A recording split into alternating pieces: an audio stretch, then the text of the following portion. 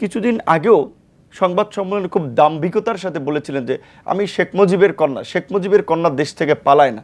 তিনি তো পালিয়ে গিয়েছেন। শেখ হাসিনা আর আজকে একটা ফোন আলাপ ফাঁস হয়েছে বাংলা ভিশনে, যেটা আমরা প্রচার করেছি, যে উনি বলেছেন যে আমি দেশের কাছাকাছি আছি এবং যে কোনো সময় দেশে ঢুকে পড়ব। তো এটা এক ধরনের হুমকি। আপনি আসলে কি বাস্তবতাটা কি, আপনার কাছে কি মনে হয়? প্রথমত হচ্ছে যে শেখ হাসিনা যে কোনো সময় দেশে ঢুকে পড়বে কিনা সেটা আমরা জানি না, তবে তাকে ফিরিয়ে আনার জন্য কিন্তু আমরা এই আন্দোলন করছি। যে বিশেষ করে আমরা পরিষ্কারভাবেই সব রাজনৈতিক দলগুলো, ইভেন সরকারও বলছে যে এই জুলাই আগস্ট এই গণহত্যার যদি বিচার বাংলাদেশে না হয় তাহলে ভবিষ্যতে নতুন ফাঁসিবাদ তৈরি হবে, নতুন গণহত্যাকারী তৈরি হবে। এত শহীদের রক্তের বিনিময়ে আমরা যে সফল গণঅভ্যুত্থান করেছি, তার প্রথম প্রায়োরিটি হচ্ছে যে এই গণহত্যার বিচার বাংলাদেশ তথা পৃথিবীর বুকে একটা দৃষ্টান্ত স্থাপন করা, যেন কেউ জনগণের বিরুদ্ধে দাঁড়িয়ে জনগণের বুকে গুলি চালিয়ে এইভাবে ক্ষমতায় থাকার দুঃসাহস না করে। শেখ হাসিনাকে ফিরিয়ে আনার জন্য তো রাজনৈতিক দলগুলোই কিন্তু আন্দোলন করেছে এবং সরকারের পক্ষ থেকেও আমি যতদূর জানি পরিষ্কার বার্তা দেওয়া হয়েছে যে জনগণের দাবি শেখ হাসিনাকে ফিরিয়ে দিতে হবে এবং বিচারের মুখোমুখি হতে হবে। সেক্ষেত্রে ভারত স্বাভাবিকভাবে একটা চাপে আছে। আর ভারত শেখ হাসিনাকে কেন জায়গা দিয়েছে? কারণ গত 15 বছরে যেভাবে শেখ হাসিনা লেন্দুব দর্জির ভূমিকা থেকে বাংলাদেশকে ভারত নিয়ন্ত্রিত একটা পুতুল রাষ্ট্রে পরিণত করেছে, এটা বাংলাদেশে গত 53 বছরে কেউ করে নাই।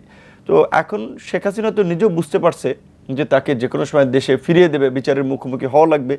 সেই জায়গা থেকে নেতাকর্মীদেরকে তিনি বলা চলে একটু এনকারেজ করার জন্য, সাহস দেওয়ার জন্য এই কথা বলতে পারেন যে আমি যে কোনো সময় ঢুকে পড়বো, অর্থাৎ তাকে তো বিচারের জন্যই দেশে আনা হবে। সেটা তিনি অ্যাডভান্স হয়তো মানে তার নেতাকর্মীদের ভয় কাটানোর জন্য বলতে পারেন। কারণ তিনি এইখানে কিছুদিন আগেও সংবাদ সম্মেলনে খুব দাম্ভিকতার সাথে বলেছিলেন যে আমি শেখ মুজিবের কন্যা দেশ থেকে পালায় না। তিনি তো পালিয়ে গিয়েছেন এবং তার সমস্ত নেতাকর্মীকে রেখে কিন্তু তিনি দেশ থেকে পালিয়েছেন।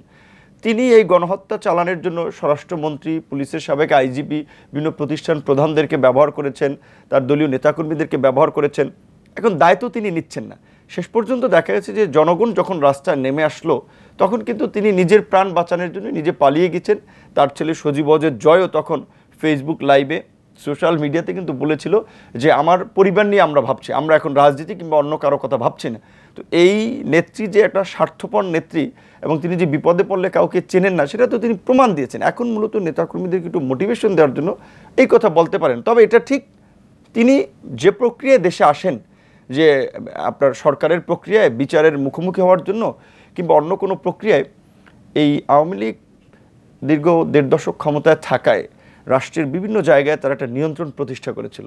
নেতা কর্মীরা অঢেল পয়সার মালিক এবং নিকটবর্তী প্রতিবেশী দেশ ভারত যেভাবে তাদেরকে আপনার বলা চলে পেলে পুষে বড় করেছে, ভারত ফেড আপ বা ভারত মনে করেন কিছুটা হতাশ যে এরকম একটা খুঁটি এই দক্ষিণ এশিয়াতে বাংলাদেশে তারা 15 বছর ধরে গাড়লো, সেটা পড়ে গেছে।